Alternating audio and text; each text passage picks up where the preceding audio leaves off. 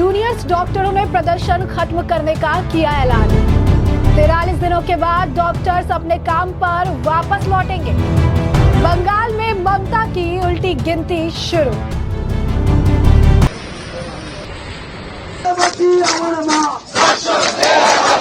धरना हम लोग कल खत्म करेंगे, जो एक रैली के फॉर्म में स्वास्थ्य भवन से 3 बजे सीजीओ कॉम्प्लेक्स तक जाएगा। हम लोग कल खत्म करेंगे, जो एक रैली के फॉर्म में स्वास्थ्य भवन से 3 बजे सीजीओ कॉम्प्लेक्स तक जाएगा। इस धरने को हम लोग खत्म करके अपना आंदोलन एक नई रूप से और एक तीव्र रूप से आगे बढ़ाएंगे। इसी के साथ हम ये भी बताना चाहते हैं कि हमारा आंदोलन फुल कंटिन्यू रहेगा। हमारा जस्टिस फॉर अभया हमेशा पहला प्रायोरिटी रहेगा।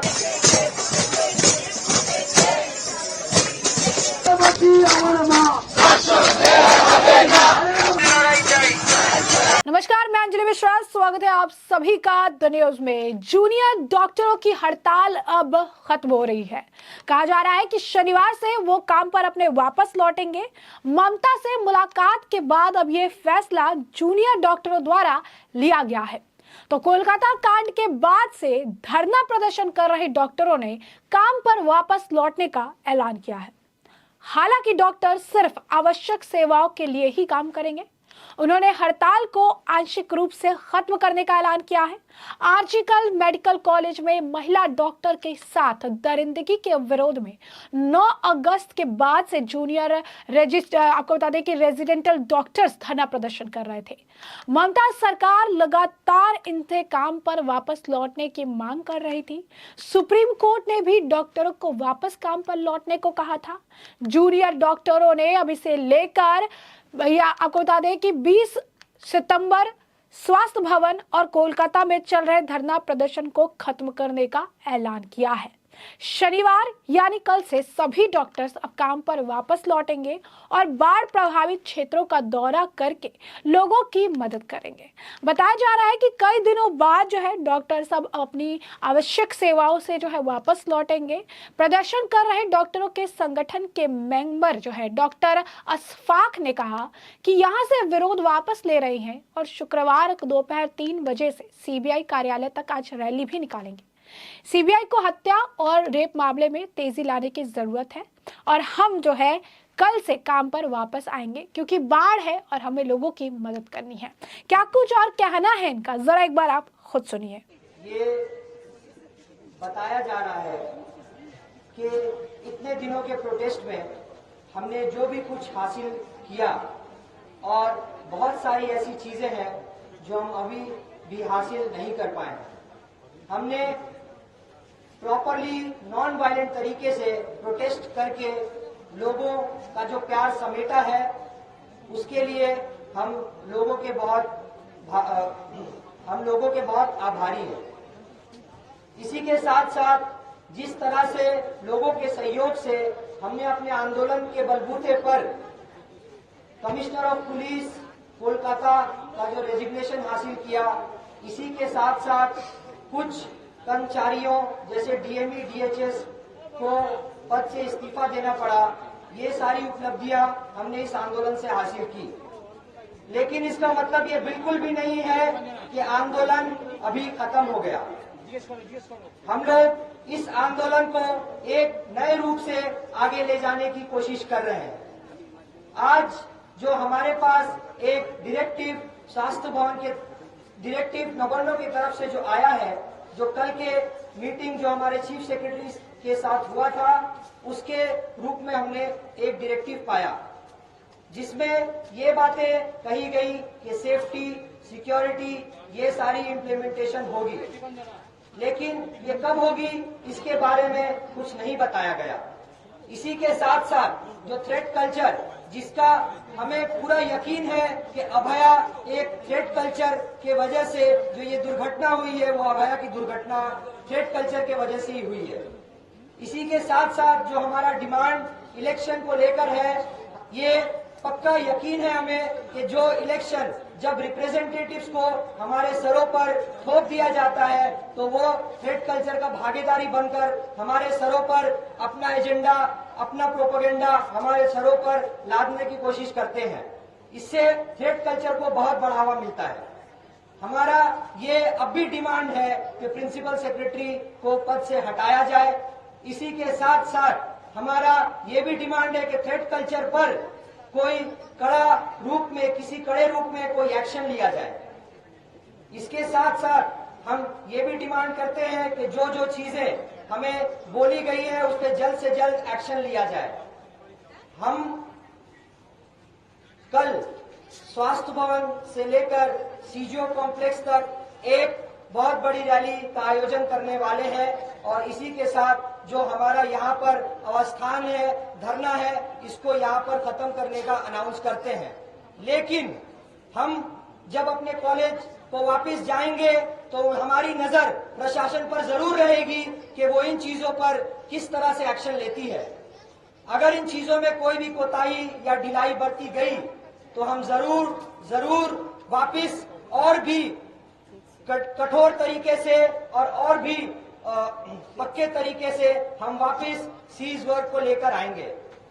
हम जो काम पर वापस जा रहे हैं, सैटरडे को हमारा ये जो एसेंशियल सर्विस शुरू करने की बात है, इसमें हम क्लियरली कहना चाहते हैं कि ओपीडी सर्विसेज और ओटी सर्विसेज, जो elective OT services, cold OT services है, वो अब भी हम ज्वाइन नहीं कर रहे हैं। ये इसलिए कि हम ये सुनिश्चित करना चाहते हैं कि अब भी जो सिक्योरिटी मेजर लेने चाहिए उसमें सिर्फ ये कहा गया है कि वो जल्द से जल्द दिया जाएगा। अब भी अगर कोई फीमेल कलीग अगर वो ड्यूटी ज्वाइन करती हैं तो उनके पास वो सुविधाएं नहीं है जिनसे इस बात को सुनिश्चित किया जाए कि वो ड्यूटी में सेफ महसूस करें। इसी के साथ हम ये भी बताना चाहते हैं कि हमारा आंदोलन फुल कंटिन्यू रहेगा। हमारा जस्टिस फॉर अभया हमेशा पहला प्रायोरिटी रहेगा। हमारी नजर सुप्रीम कोर्ट के हियरिंग पर है और साथ ही साथ सरकार के एक्शन पर है कि वो क्या कड़ा कदम उठाती है जिससे ये सुनिश्चित हो कि जूनियर डॉक्टर्स अपने काम पर वापस जाएं। अभी हमने ये भी देखा कि बहुत सारे इलाकों में अभी बाढ़ की समस्या बहुत ज्यादा बढ़ी हुई है। हम डॉक्टर्स ये मानते हैं कि जब भी कोई आपदा किसी भी मानव पर आए, किसी भी मनुष्य पर आए, तो हमारा ये कर्तव्य है कि हम जाकर जल्द से जल्द उसका पालन करें। इसीलिए हमने अभया क्लिनिक, अभया रिलीफ कैंप के नाम से एक आयोजन हम करने जा रहे हैं। हम सैटरडे से ये शुरू करेंगे जहां पर हम बाढ़ से जो इफेक्टेड एरिया है, जो फ्लड से इफेक्टेड एरिया है, वहां पर हम जाकर भारी मात्रा में रिलीफ का काम, इलाज का काम करने वाले हैं। इसीलिए भी हमने इसेंशियल सर्विसेज शुरू करने का ऐलान किया है ताकि जो भी लोग बाढ़ में ग्रस्त हैं उनको किसी भी तरह की कोई समस्या न हो। लेकिन हम ये सुनिश्चित करना चाहते हैं कि जिन जिन लोगों का प्यार हमें मिला अब हम उसे वापस समाज को लौटाने के लिए जा रहे हैं। लेकिन हम पूरे तौर से अब भी नहीं जा पा रहे हैं क्योंकि सेफ्टी और सिक्योरिटी अभी तक सुनिश्चित नहीं किया गया।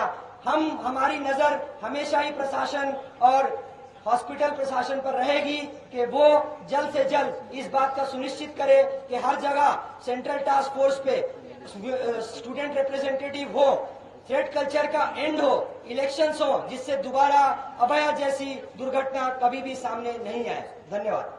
आप लोग क्या कल से काम बंद कर रहे हैं, चालू करेंगे या धरना बंद कर रहे हैं? हम लोग जो इसेंशियल सर्विसेज शुरू कर रहे हैं वो सैटरडे से शुरू होगी।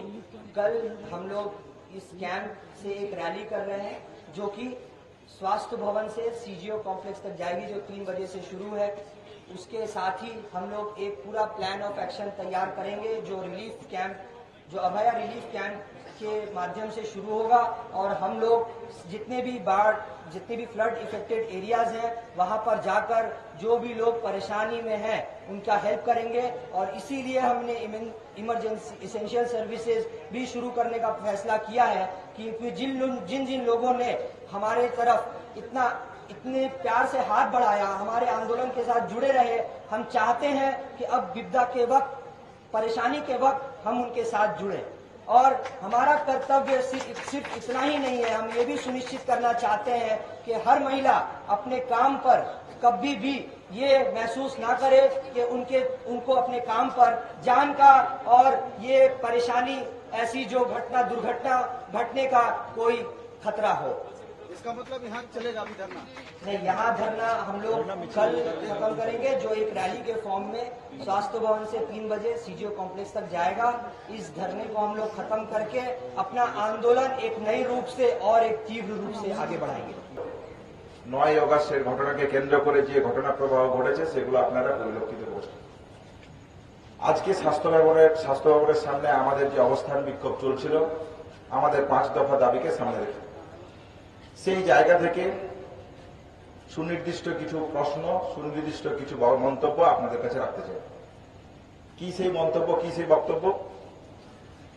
9 আগস্টে ঘটনাকে কেন্দ্র করে পশ্চিমবাংলা সহ সারা ভারতবর্ষে যে আন্দোলন গড়ে ওঠে ন্যায় বিচারকে দাবিতে সঙ্গে রেখে, আরজিকর থেকে যে আন্দোলন শুরু হয়, আরজিকর দিচ্ছে ডাক, অভয়া বিচার পাক, সেখান থেকে শুরু করে সমস্ত কলেজ, সমস্ত মেডিকেল কলেজ, সমগ্র স্তরের সাধারণ মানুষ থেকে শুরু করে বিভিন্ন পেশার মানুষ এই আন্দোলনের সাথে সম্পৃক্ত হয় ন্যায় বিচারের দাবিকে সামনে রেখে।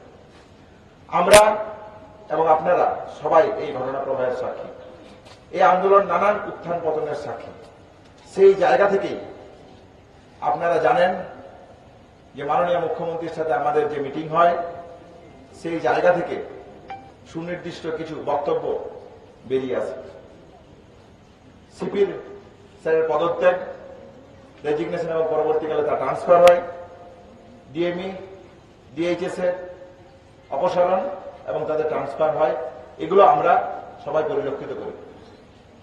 এবং এর পাশাপাশি বিচারের দাবিকে কেন্দ্র করে সুপ্রিম কোর্টের মধ্যে আমাদের যে লড়াই, সেই লড়াইকে আমরা জোরদার করেছি এবং ভবিষ্যতে আরো দীর্ঘস্থায়ী করব এই আশা আমরা রাখি।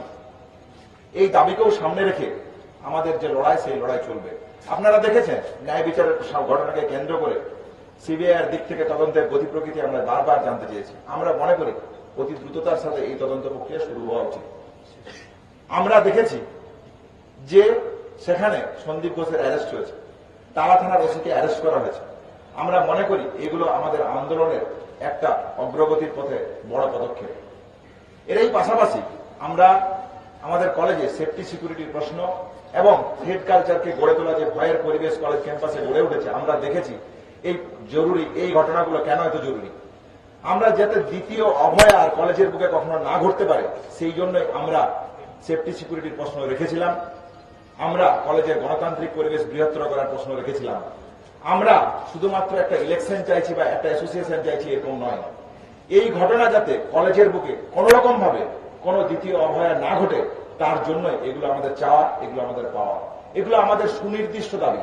আমরা মনে করি যে কোনো ইনস্টিটিউশনাল 9 অগাস্টের ঘটনা একটা ইনস্টিটিউশনাল মার্ডার বলে আমরা মনে করি। তাহলে যদি আমরা এটা মনেই করি, তাহলে আমরা আমাদের ক্যাম্পাসকে যদি কোনোভাবে সুরক্ষিত করতে না পারি, তাহলে আমরা কিভাবে বলতে পারি যে আমরা দ্বিতীয় ক্ষেত্রে কোনো এই ধরনের ঘটনা ঘটবে না এবং তার ন্যায় বিচারের দাবিতে আমাদেরকে আবার কথা নামতে হবে না। তাহলে সেই ঘটনা যদি না করতে হয়, তাহলে আমাদের জায়গা থেকে সেফটি সিকিউরিটির প্রশ্ন এবং কলেজে কলেজে গণতান্ত্রিক পরিবেশ বৃহত্তর করার প্রশ্ন যে দাবি, সেই দাবি আমরা কালকে চিফ সেক্রেটারির মাধ্যমে যে নবান্ন সভাগৃহে যে মিটিং হয়, সেই মিটিংয়ে আমাদের সুনির্দিষ্ট বক্তব্য তুলে ধরে আমাদের সেখানে যা যা দাবি ছিল, সেই দাবিগুলো আমরা সমস্তটাই চিফ সেক্রেটারির কাছে রাখি। সেই জায়গা থেকে আজকে একটা ডাইরেক্টিভ এসছে এবং সেই ডাইরেক্টিভে কিছু প্রয়োজনীয় পদক্ষেপ তারা নেবেন বলে জানিয়েছেন। কি সেই প্রয়োজনীয় পদক্ষেপ? যদি আমরা একটু ওই দিকে যাই, তাহলে আমরা দেখতে পাবো ন্যায় বিচারের দাবিতে যাতে দ্বিতীয় অভয় আর না ঘটে, সেই জায়গা থেকে আমরা কি কি পেয়েছি। সেই জায়গা থেকে আমরা যেমন পেয়েছি যে কেন্দ্রীয় রেফারাল সিস্টেম, যাতে কোনো রোগীকে কোনোভাবেই কোন রেফারাল সিস্টেমের মধ্য দিয়ে হয়রানির শিকার না হতে হয়। যে যন্ত্রণা আমরা প্রতিনিয়ত কলেজের বুকে প্রতিনিয়ত আমাদের চিকিৎসা জীবনে পরিলক্ষিত করি, যাতে সেই পরিলক্ষিত না হয়। আমরা চেয়েছি একটা সেন্ট্রাল হেল্পলাইন নাম্বার, যেখানে কোন রকম ভাবে কোনো যদি ঘটনা ঘটে, তাহলে আমরা যাতে জানাতে পারি। দ্বিতীয়ত আমরা চেয়েছি বিভিন্ন অনকল রুমগুলোতে প্যানিক বাটন, যাতে এই ধরনের ঘটনা 9 তারিখের ঘটনা কোনোভাবেই কোনো কলেজের বুকে কোনো ইনস্টিটিউশনের মধ্যে হাতে পরিলক্ষিত না হয়, দ্বিতীয় অভয়া যেন আর না ঘটে। চতুর্থত আমরা যা চেয়েছিলাম যে কলেজে কলেজে সেফটি এবং সিকিউরিটির প্রশ্নে সিসিটিভি থেকে শুরু করে কমন ওয়াশরুম থেকে শুরু করে সমস্ত জায়গাগুলো যাতে সুনির্দিষ্টভাবে পরিলক্ষিত হয় সেই জায়গাও আমরা চেয়েছিলাম। কিন্তু কলেজে যে ভীতির পরিবেশ, সেই জায়গা থেকে আমরা বারবার বলেছি যে এইটা আমাদের অন্য কোনো দাবি নয়। এই দাবি 9ই অগাস্টের যে ঘটনা, যাতে সেই ধরনের ঘটনা না ঘটে কলেজের বুকে, কোন ইনস্টিটিউশনের বুকে, যাতে কোনো মাকে তার সন্তান হারা না হতে হয়, সেই জায়গা থেকে চেয়েছিলাম আমরা গণতান্ত্রিক পরিবেশটা আর উন্মুক্ত। এইটুকুই আমাদের দাবি ছিল। কিন্তু আমরা দেখলাম রাজ্য প্রশাসনের পক্ষ থেকে এখনো কোনো সদর্থক পদক্ষেপ তারা নেয়নি। আমরা মনে করি আমাদের যে আন্দোলনের ঘটনা প্রবাহ, সেই জায়গা থেকে ন্যায় বিচারের দাবিতে আমরা কিছু উল্লেখযোগ্য পদক্ষেপ পেয়েছি।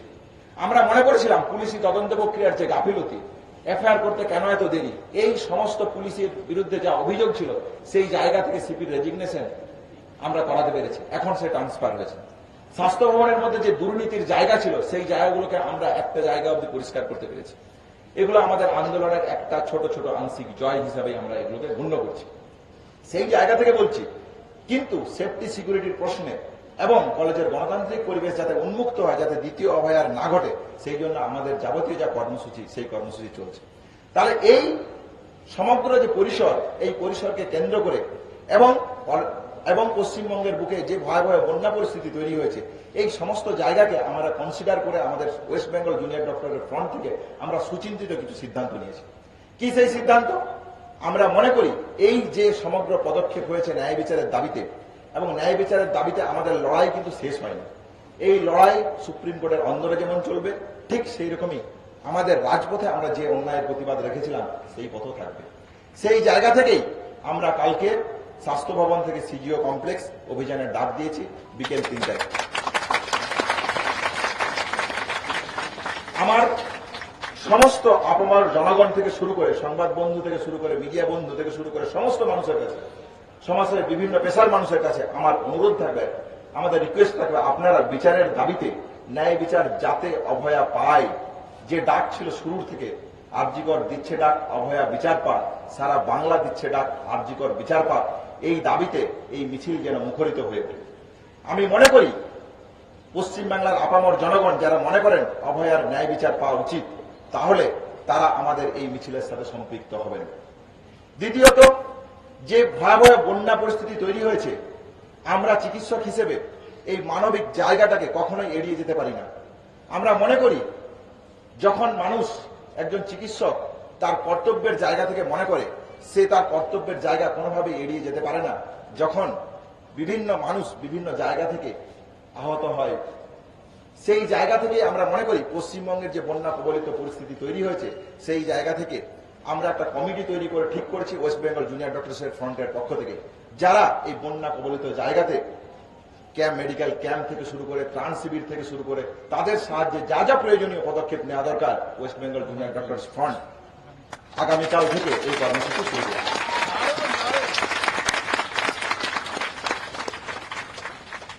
তাহলে এই বন্যা কবলিত মানুষদের জন্য ওয়েস্ট বেঙ্গল জুনিয়র ডক্টরস এর পক্ষ থেকে যে অভয়া ক্লিনিকের ডাক দিলাম, সেই অভয়া ক্লিনিক আমরা শুরু করেছি। এর পাশাপাশি কলেজের বুকে যে অচলাবস্থা চলছিল, আমরা মনে করি এই ডাইরেক্টিভ পাওয়ার পর এবং আমাদের দাবি দাবার একটা অংশ এবং ন্যায় বিচারের দাবিতে আমাদের যে আন্দোলন চলছে, সেই জায়গা থেকে সিজিও অভিযান যেমন হচ্ছে, সেই জায়গা থেকে আমরা পরিষ্কার সাধারণ মানুষের উদ্দেশ্যে কথা বলতে চাই, আমরা এসেনশিয়াল সার্ভিস পরিষেবা শনিবার থেকে জুনিয়র ডাক্তারদের পক্ষ থেকে আমরা শুরু করছি। তারপরেও একথা আমি মনে করিয়ে দিতে চাই, রাজ্য প্রশাসন থেকে শুরু করে সিবিআইয়ের যে তদন্তের গতি প্রকৃতি, সেই জায়গা থেকে আমরা মনে করি আমাদের সুরক্ষা যতক্ষণ না অবধি সুনিশ্চিত হচ্ছে, এই অবস্থান মঞ্চ যেমন কাল সিজিও কমপ্লেক্স অভিযানের মধ্য দিয়ে আমরা শেষ করছি, ঠিক সেই রকমই দত্তহীন ভাষায় আমি জানিয়ে দিতে চাই রাজ্য প্রশাসনকে, তারা যেন এটা কোনোভাবেই ভেবে না নেয় যে আন্দোলন একটা জায়গায় তারা মিটিয়ে নিতে চাইছে।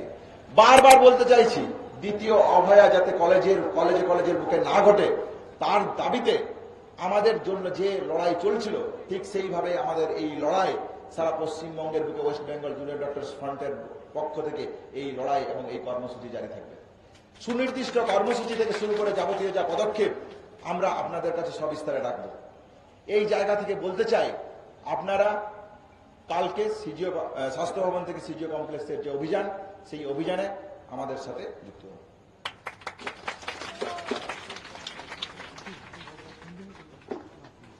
আরো কয়েকটা কথা বলে নেওয়া প্রয়োজন।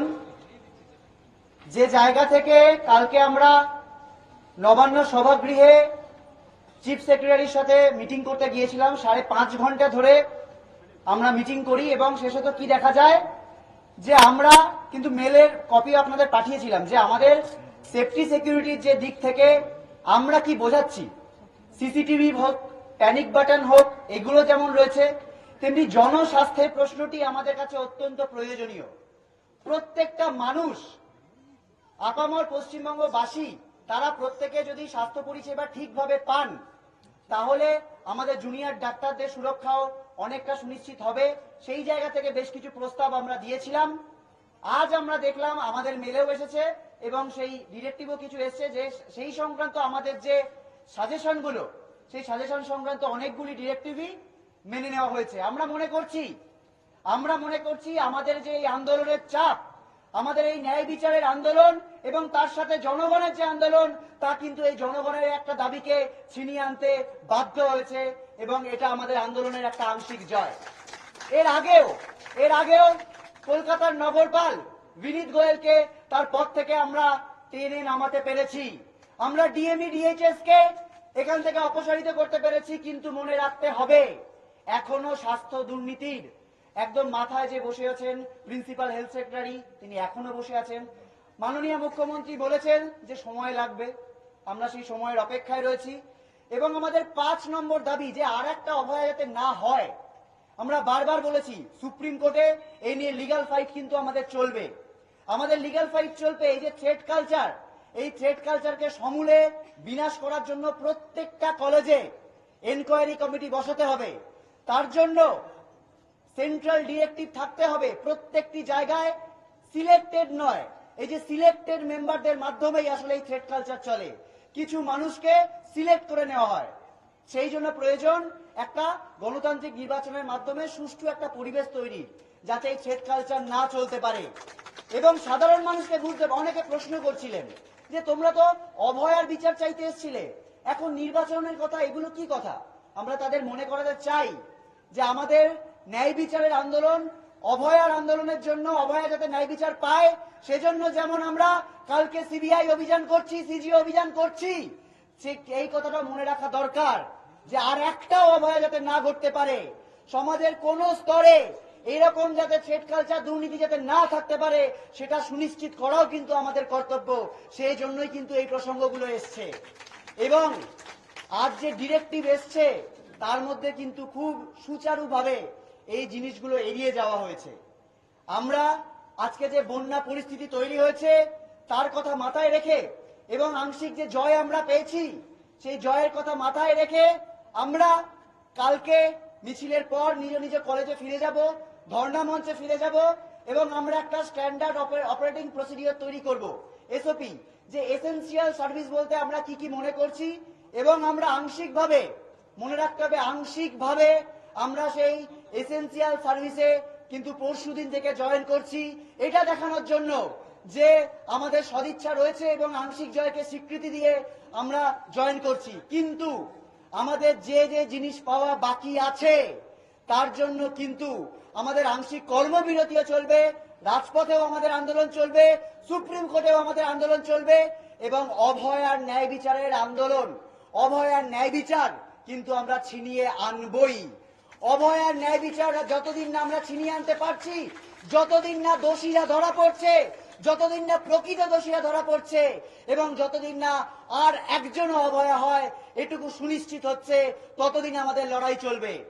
সাধারণ মানুষের উদ্দেশ্যে আমাদের আহ্বান থাকবে, কালকে বিকেল 3টে স্বাস্থ্য ভবনে সকলে জমায়েত হন, স্বাস্থ্য ভবন থেকে সিজিও কমপ্লেক্সে আমরা যাই, সিবিআই এর কাছে আমরা আমাদের এই কণ্ঠস্বর পৌঁছে দিই যে আর কবে, আর কত দেরি, যত দ্রুত সম্ভব এর বিচার হোক, এই তদন্ত প্রক্রিয়া শেষ হোক।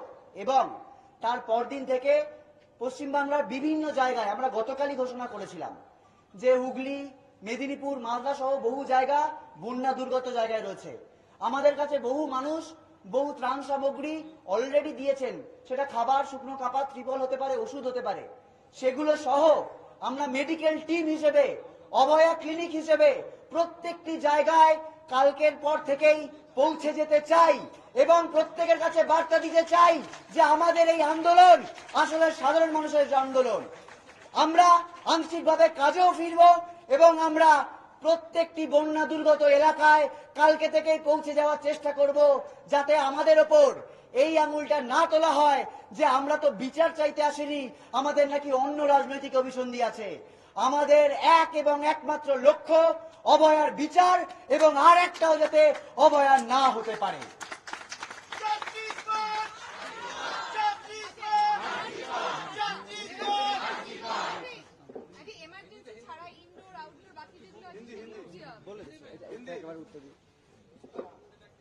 আমরা বলেছি এসেনশিয়াল সার্ভিস। এসেনশিয়াল সার্ভিস প্রত্যেকটি ডিপার্টমেন্ট ভিত্তিক, প্রত্যেকটি কলেজ ভিত্তিক আলাদা আলাদা হয়। আমরা কালকে মিছিলের পর প্রত্যেকটি কলেজে ফিরে যাব। প্রত্যেকটি কলেজে সেই অনুযায়ী ডিপার্টমেন্ট ভিত্তিক আমরা স্ট্যান্ডার্ড অপারেটিং প্রসিডিওর বানাবো, এসওপি বানাবো, যে কোন কোন জায়গায় অত্যন্ত প্রয়োজনীয় এবং মানে অত্যাবশ্যকীয়, ঠিক সেই জায়গাগুলোতে আমরা ফিরবো। কোনো ওপিডি সার্ভিস বা কোল্ড ওটি এই জায়গাগুলোতে কিন্তু আমরা এখনো কর্মবিরতি চালিয়ে যাব এবং আমরা এই কারণে চালাবো কেননা আমাদের সেফটি, আজকে যে ডিরেক্টিভ এসেছে তাতে কিন্তু বলা হয়েছে অ্যাজ সুন অ্যাজ পসিবল এই ব্যবস্থা নেওয়া হবে, প্যানিক বাটন করা হবে, রেফারেল সিস্টেম করা হবে, কিন্তু সেগুলো কবে করা হবে সেগুলো কিন্তু বলা হয়নি। আমাদের চোখ থাকবে আগামী 27 তারিখের হিয়ারিং এর ওপর। এর মধ্যে যদি এই দাবিগুলো সম্পর্কিত কোনো সুনির্দিষ্ট ডিরেক্টিভ না হয়, আমরা মনে রাখতে বলবো প্রয়োজন হলে আমরা আবার পূর্ণ কর্মবিরতিতে যেতে পারি এবং আরো তীব্রতায় এই আন্দোলনকে কিন্তু আমরা হাজির করব, সেটা রাজপথে এবং প্রত্যেকটি হাসপাতালে এবং সুপ্রিম কোর্টে সেটা বলা যেতে পারে। সেটাই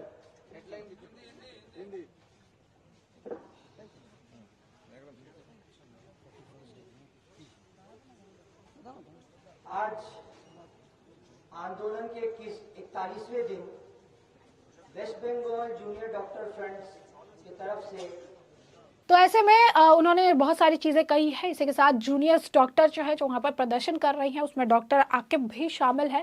क्या कुछ कह रही हैं डॉक्टर आकिब, जरा एक बार खुद सुनिए। जल्द से जल्द और भी इन्वेस्टिगेशन जो पूरा करना है वो जल्द से जल्द हो, ताकि अभया को न्याय जल्द से जल्द मिले। और दूसरी बात ये है कि हमारा जो इसेंशियल सर्विसेज हैं, जो हम इसलिए शुरू कर रहे हैं क्योंकि जो लोग अभी भी बाढ़ से पीड़ित हैं वो ज़रूर ये चाहेंगे कि उनकी मदद की जाए। तो इसेंशियल सर्विसेज भी हम शुरू कर रहे हैं, सिर्फ इसेंशियल सर्विसेज, इसमें ओपीडी नहीं है। ओपीडी हम ज्वाइन नहीं कर रहे हैं और ना ही हम लोग कोई भी कोल्ड ओटी ज्वाइन कर रहे हैं।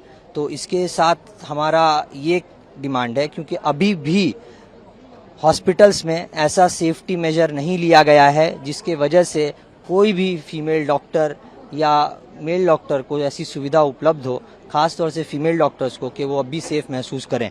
इसलिए हम चाहते हैं कि हमारी जो डिमांड्स हैं सरकार उनको जल्द से जल्द पूरा करे। उसी के साथ साथ हम ये भी बताना चाहते हैं कि हमारी जो मीटिंग कल हुई थी उसमें हमने जो बातें रखी थी उसमें से बहुत कुछ बातें मानी गई और कुछ पे कोई भी कमेंट नहीं है। तो हम जो चाहते हैं कि हम दोबारा हमारी बात हो और हम इस बात को सुनिश्चित कर सकें कि थ्रेट कल्चर ख़त्म हो, जिसके वजह से ही अभया के साथ ये हादसा हुआ। हम ये चाहते हैं कि प्रॉपरली इलेक्शंस हॉस्पिटल में हो, जिससे कि चुने हुए प्रतिनिधि स्टूडेंट्स के एपॉलिटिकल वो आएँ, जो कि स्टूडेंट्स की समस्याओं को सही तरीके से पूरा करें, जिससे कि दोबारा अभया जैसी दुर्घटना न हो। क्योंकि पहले क्या था कि सिलेक्टेड लोगों को सरों पर बिठा दिया जाता था जो थ्रेट कल्चर का ही पार्ट बनते थे। तो हमने ये अपने जीबी में डिसाइड किया है। कब आप लोग विड्रॉ करेंगे? किस चीज़ से? धरना। धरना कल हम लोग विड्रॉ करेंगे, जो कि एक रैली के रूप में 3 बजे स्वास्थ्य भवन से सीजीओ कॉम्प्लेक्स तक है। अगर सरकार आपकी डिमांड अभी भी ना माने तो क्या करेंगे फिर इसको? देखिए, हमारा जो 27 तारीख के ऊपर 27 तारीख तक हमारी 27 तारीख को सुप्रीम कोर्ट के ऊपर नज़रें टिकी हुई हैं, क्योंकि सरकार सुप्रीम कोर्ट के तरफ से भी सरकार को ये कहा गया है कि वो ये सुनिश्चित करें कि डॉक्टर काम पे जल्द से जल्द वापस आएँ। अभी भी सिर्फ ऑर्डर के रूप में ये सुनिश्चित किया गया है, वो भी कुछ ही चीज़ों पर अभी भी फैसला या डायरेक्टिव आया है। हम ये चाहते हैं कि ये जल्द से जल्द पूरा किया जाए, सिर्फ लिखित माध्यम में ना हो। दूसरी बात ये है कि हमारी ये डिमांड भी है कि जो थ्रेट कल्चर है उसका एंड हो, इसके बारे में भी कोई कमेंट नहीं है। और प्रिंसिपल सेक्रेटरी साहब के जो रेजिग्नेशन था वो भी हमारे डिमांड में है, उसको भी सुनिश्चित नहीं किया गया। तो इसीलिए हमारी नज़रें 27 तारीख को सुप्रीम कोर्ट की हियरिंग पर भी हैं, और इसी बीच में सरकार के लिए भी सरकार के तरफ भी हमारी नज़रें हैं कि सरकार जल्द से जल्द इन चीज़ों को पूरा करे, नहीं तो हमें मजबूरन दोबारा सीज वर्क की तरफ जाना पड़ेगा।